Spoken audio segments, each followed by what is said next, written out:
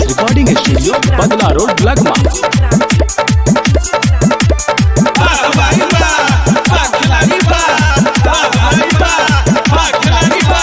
फागुन में बुढ़वा सब हो गए जवान, फागुन में बुढ़वा सब हो गए जवान, बोलो हाय रे छोड़ा सब छोरी के लगावे रंग गुलाल, छोड़ा सब छोरी के लगावे रंग गुलाल, छोरी सब बाड़ी गुलाबे छुए दोनों गाल, बोलो हाय रे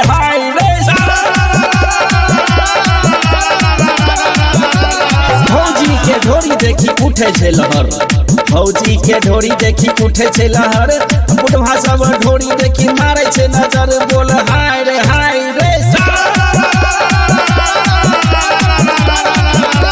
हम कहेंगे भौजी भौजी तुम कहना देवर,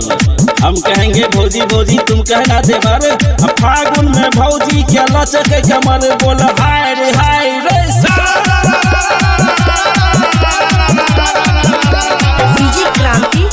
फागुन में बुढ़वा बुढ़िया करे छे प्यार, फागुन में बुढ़वा बुढ़िया करे छे प्यार, भैंसु संग भावना से छोड़े छे पिचकार, बोले तब तो भौजी के बहिनिया भैया लागे छे मलपुआ हो, यौवन लागे आम के बागान, अब तो भौजी के बहिनिया भैया लागे छे मलपुआ हो, यौवन लागे आम के बागान, यौवन लागे आम के बागान।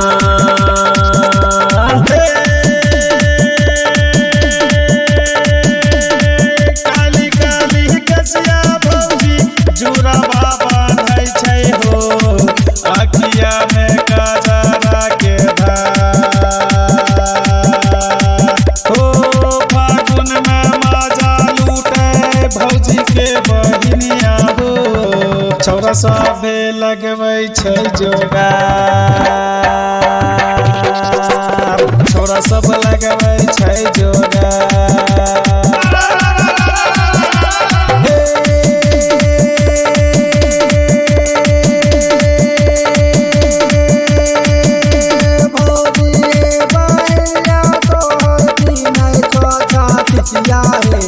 यौवन दोनों दिखै रे यौवन के देखी के बुढ़वा हो पगलै हो, छोरवा कहे माल छै रसदार, छोरवा कहे माल छै रसदार।